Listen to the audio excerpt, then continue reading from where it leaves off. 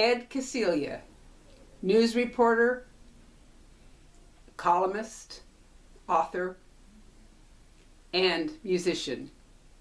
Back again for part two. Money's there. It's just filtered through. It's hidden. It's moved around. Right. So, I mean, that's what you're looking at a sophisticated situation. I realize it's sophisticated. It always has been. Yeah, Nothing has changed. That's the point. no, and that's But why that. but I don't. I think that we've handled it wrong as a nation.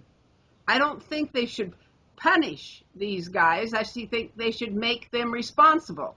Now, I realize, coming from an FLDS community myself, that polygamists believe that responsibility is punishment.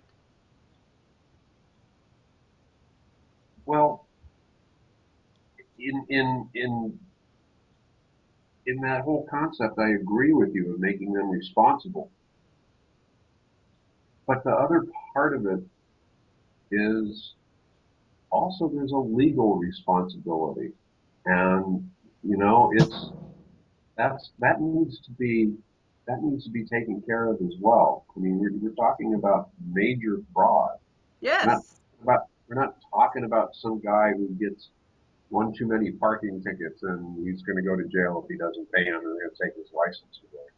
We're talking about major fraud. We're talking about sexual exploitation. We're talking about workforce exploitation. We're talking about a whole lot of things that are above that threshold.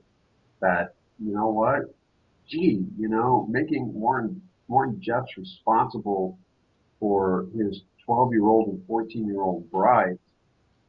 That that's a really I didn't quite mean it that way. I meant responsible. I meant make them financially responsible for what they're costing the government. yeah, by, okay, by enslaving people, by make them financially responsible for all the psychological care that these child brides are going to need, and their children, and these little boys that are molested and put to work when they're 5.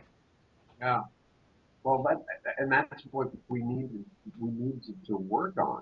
It's yeah, it's tragic. When I meant make them responsible, I didn't mean just for the money laundering. I meant for the cost of what they created, the Yeah, mess they created, all of it. and that money will never come back. That's already been spent. That money that's gone out there is never going to recover that.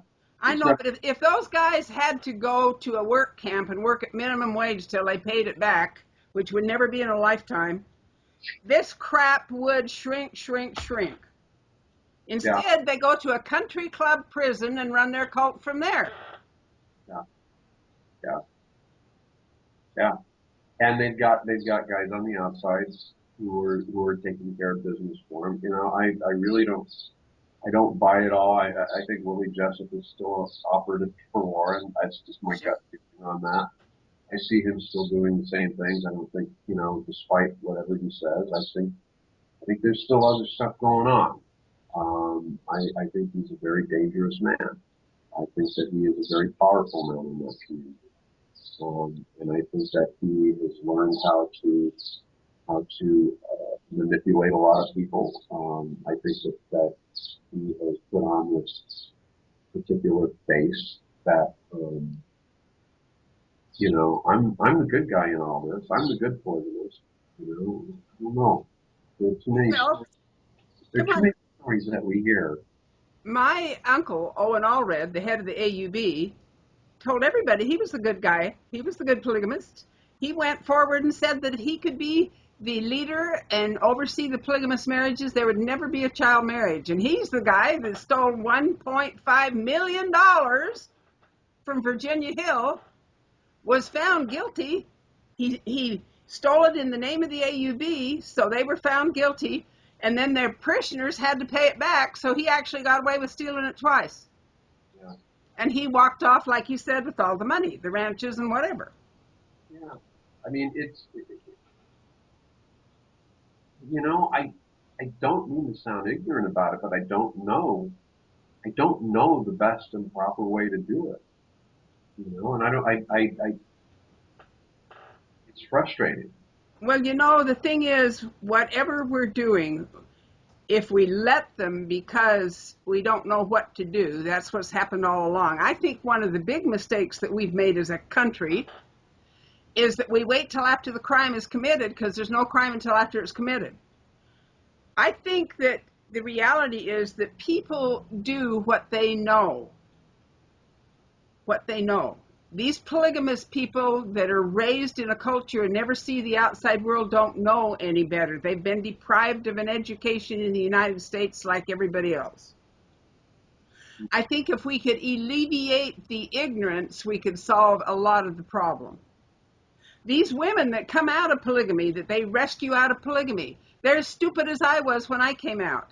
I didn't even know who the President of the United States was. I wasn't even ready to cope in a real world. I'd never been able to decide what I could wear or what I could even eat, let alone make a decision for my life. And this is one reason that it just doesn't work. You have to have the psychological input and the training to help these people that want to escape, or at least they need to learn. The isolation, Ed, is what keeps them in prison. Well, and as we've seen, you're familiar with Brielle and the ordeal she's gone through, Yeah, and she's been away from it for a bit, yeah. as one of Warren's former wives. You know the toll that it has taken. Um, that takes a lot of time. Yes, it does. That's a long healing process, if ever, It you is know. a long healing process. And yeah, I agree with you.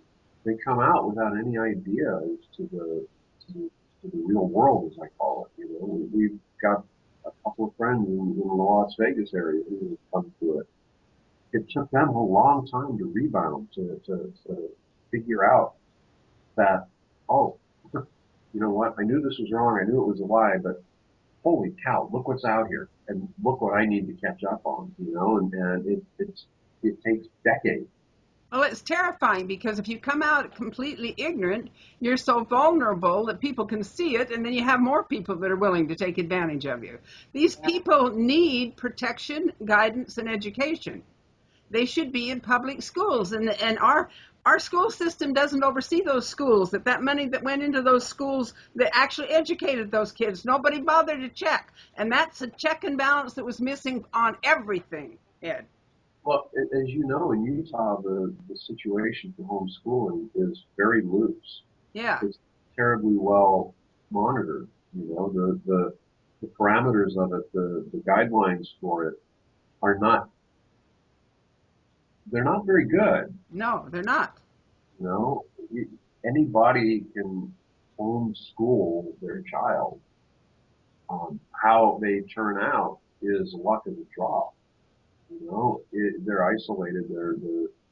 They're taught the way mom and dad want them to be taught. And, well, you know how it turns out. Yeah, you're lucky if you can read. You're lucky if you can read, and you're lucky if you get through a full week of classroom time, because you're sent out, if you're a girl, to babysit or to sew or to do things, or if you're a boy, you're sent out to the field to go help at one of the companies, collecting wood or doing whatever. And you don't get the classroom time. You don't get the valid education. And yeah, you're right about that. People come out of there completely ignorant of what's going on. And they're dedicated to their leaders, or they've got a one-way prepaid ticket to hell. Yeah, I mean, Brielle, for example, was talking about, wow, the music. I never heard music like this. It was all tunes and things. And she came out of it. She had never heard any modern type of music. And movies, what are movies? You Right, know, right. what's stuff on TV that, the isolation is just so great, and which makes it easy. I mean, it's easy to be dominated in a vacuum like that. Very. Well, this is another reason why several of them that get out go back, because they don't know how to survive in a real world, and they never did. They need Well, somebody to tell them every day what to do because they don't trust their own judgment. They've never been able to use it. no, they're from that structured environment where everything is decided for them, and you don't question, you don't ask, you just do, and you just swallow the hard times and go on, and because your salvation's on the line again. That's the line. Your eternal salvation's on the line. Well, Ed, my mom died a martyr because she believed she had to. She died at 59, but she wanted to die earlier so that she could get out of it, because it was the only way that God would accept her in eternity is if she died in it. If she went out of it, she would be gone to hell. So she wanted to die as a liberator and as an escape for years. And I've got female relatives, two sisters that have told me that they look forward to death as a liberator. And we're going to say, oh, well, they're just a oddball culture. And, the thing is that it is deplorable that this should be happening in the United States of America. Well, it's deplorable. It should be happening anywhere, of course. But I mean, what alternative is there? We don't have that many success stories. Yeah, well, I think the alternative is to stop the welfare funding.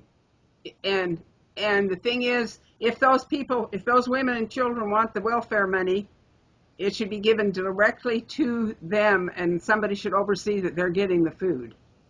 Well, but yeah, exactly. But we know how that's gone. We know that Right, the cards have come in. The women turn them over.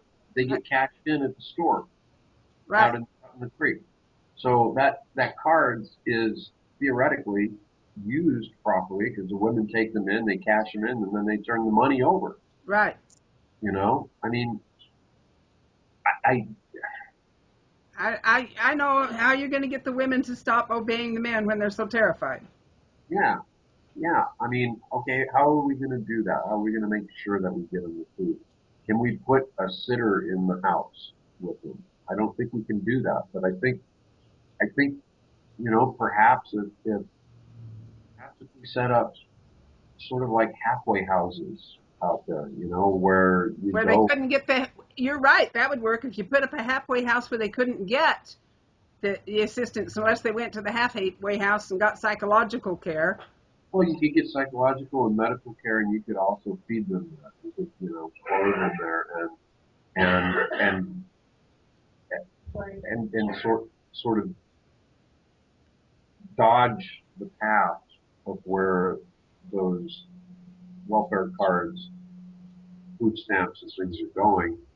Bypass the normal.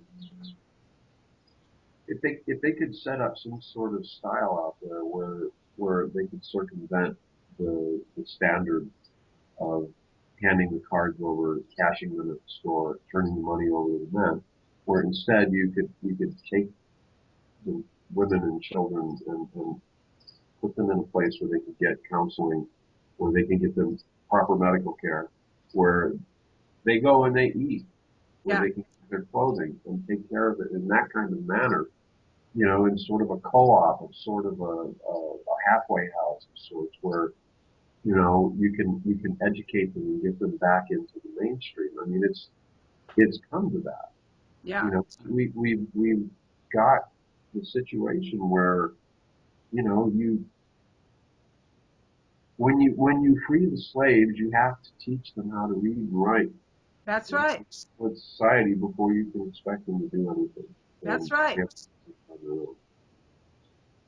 And we've seen a lot of women who've come out of that community who end up in just as bad a circumstance. Because it's all they know. That's the whole point. The predators on the outside take advantage as well, and you know, yeah, That is the whole point. They do need to get out under the umbrella of somebody that cares and will Basically, like you said, a halfway house. The money should stop going into the cult and start going into the halfway house, and leave the door open for them to come to it if they dare. And when they get hungry enough, they will. I Those hope, women are imprisoned because they don't want to lose their children. If they leave, they don't get their kids. But if their kids couldn't eat, they would leave because that's the very thing that ties them there.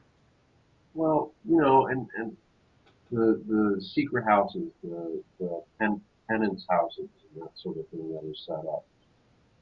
You know, solitary confinement, if you will. Um, that has to be eliminated. It's just abusive in every way, shape, or form.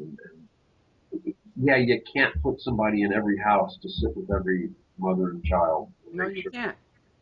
But there are some things that perhaps can be done. And you know, we have some wonderful we have some wonderful organizations, Sound Choices Coalition, Holding Out Help. You know, there are several organizations in Washington County to help the lost boys. But finding them, putting them together with the people that need them. You know, you come out of there, you come walking through Hurricane, you know, you get away, you make it to Hurricane, and you hit the city, and you're going, okay, well, what's next? Where do I go from here? And there's not enough education of where to go from there.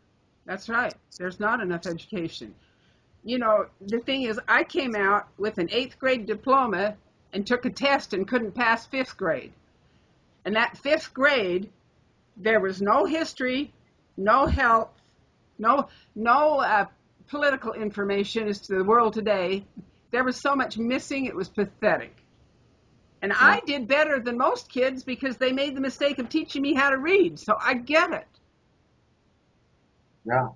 So you know, I think that the whole thing is there's no simple fix to it. I think that some steps are being made. I think that you take down some of the leaders, um, as they're starting to do with a couple of these guys. I'm very curious to see how long, if any, jail time these guys are going to receive. I'm a little suspicious and not terribly encouraged that it's going to be equal to what they've done. But you know, let's see what happens when we put Lyle away and see if it's going to be for 30 days or 20 years, whatever. You know, we saw one of the guys in Texas who traded his 12-year-old daughter to Warren Jeffs for one of his young daughters. It's Euler, you're talking about Euler? no, the older one. He petitioned to be released from jail. Yeah, You know, and they still haven't made a decision on that. Um, come on, they're gaming it. They're gaming the system. right. You know, I don't think we'll ever see Warren step out in the sunshine again, but hopefully not. But you know, you never can tell. And they're already, like I said, they're getting big. In Utah, their hands have been slapped so many times, and they know that that's all that's going to happen to them. That's the point that I made when we first started. I said, you know, clear back from 1944, 45, when my father went to prison in Utah. And they let Daddy out early because his child bride had escaped with her 5 children.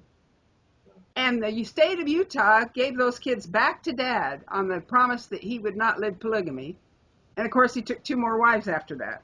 Yeah.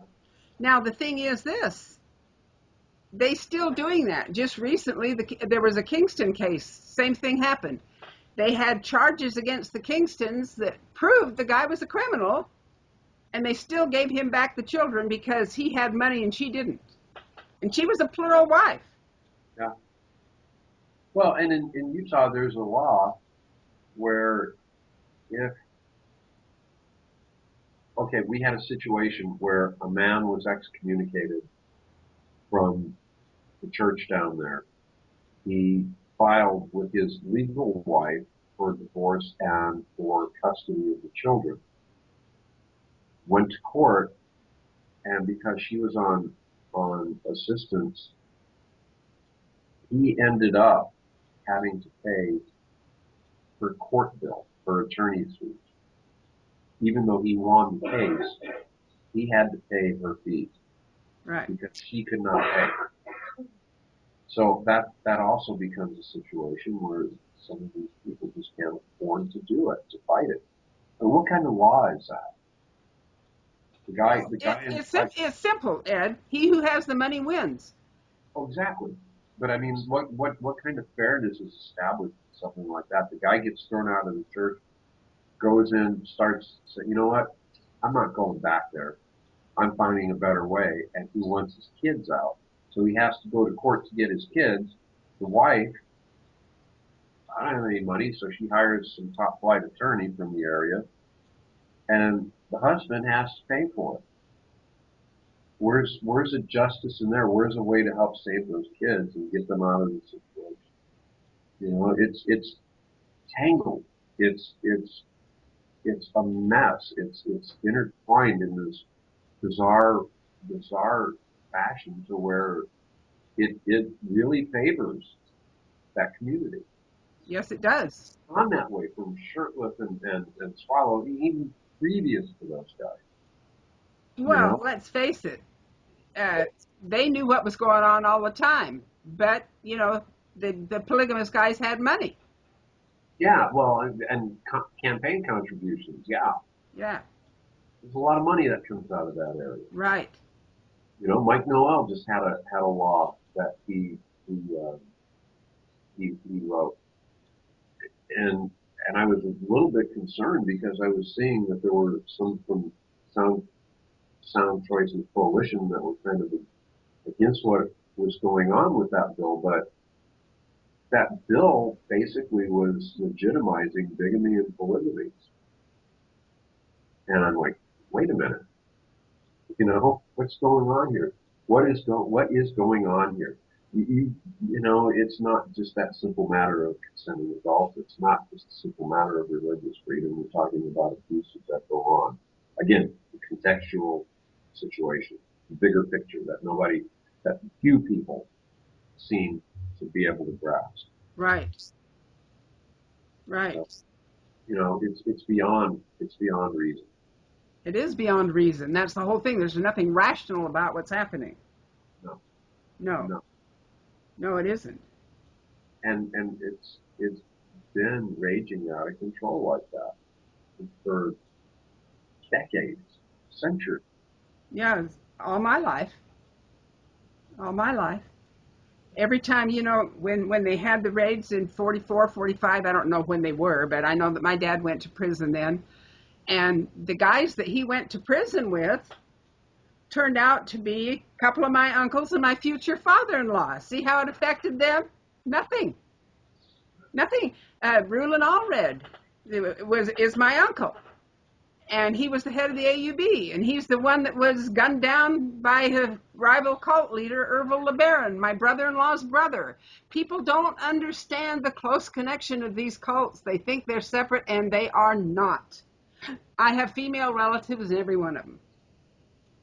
And Ed, the highest fumarous disease in the world is in these fundamentalist polygamous cults because of the interbreeding, because the women are tradable commodities, just like cattle. Well, there were three families that settled Short Creek area. That's why so many of those people down there are kin. If you ran DNA of the population down in Hilldale and Colorado City, you would find that everybody's related to everybody. You know, Right, I mean, there were three families that settled the area. right, Three, right. and for years it was an isolated bunch. You know, what can we expect? Well, it isn't getting any better. No, It's getting worse. I think so in many ways. You know, I think that they may be putting people in jail. I think they may be setting up some kind of solution to the tax problem on the property out there. But I don't think that we're anywhere close to settling the overall No, I problem. don't. I don't think so either. They're just too deeply ingrained. Well, it's a huge problem in this country, and the people coming into this country as well. When Canada passed their laws against polygamy in their country, it wasn't just FLDS polygamists that came into the United States. Of course, some stayed up there and fought it, because they're in the limelight. It's just like my dad. The only importance he ever got in his life was being in prison and getting his face in the paper, you know. Yeah. So, let's get realistic about what's going on with Winston Blackmore up there in Canada. But aside from that, there were literally thousands of polygamists that were Muslim and Christian and claimed no religion at all that just moved down to the United States and got on welfare after Well, that case.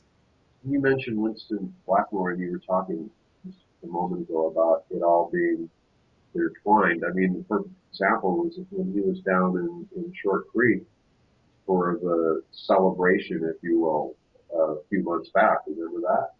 He Yeah. was walking around hanging out down there. Yeah. And it's like, Well, okay, well, that's where he gets his young wives. He and Warren were like this, Winston. And then they had this little split, and Winston went into Canada, and they've been trafficking children across the border for sexual purposes ever since. yeah. So I mean that whole business of them claiming to be separate entities is a prop. It's a lie. Yeah. And so but they flaunt it. And I mean, I'm not the smartest guy in the world, but I mean I can figure it out. Yeah. Why can't these others? Well, it's just like with the AUB. The AUB, my Uncle Rulon, was performing marriages, sealing for time and all eternity these children to these men, even in Mexico. But after he got out of prison, he was afraid of being rounded up in the 1953 raids, because he'd been in prison in 44, 45 with Dad. And so he went into hiding, and they had a warrant for him, but they missed him. So then he went up in Montana and started that cult up in Montana as a hideout to get out of Salt Lake City. But he still ran his organization, and he still was a power until Ervil LeBaron got in this power struggle and killed him, because Ervil wanted to be the big shot.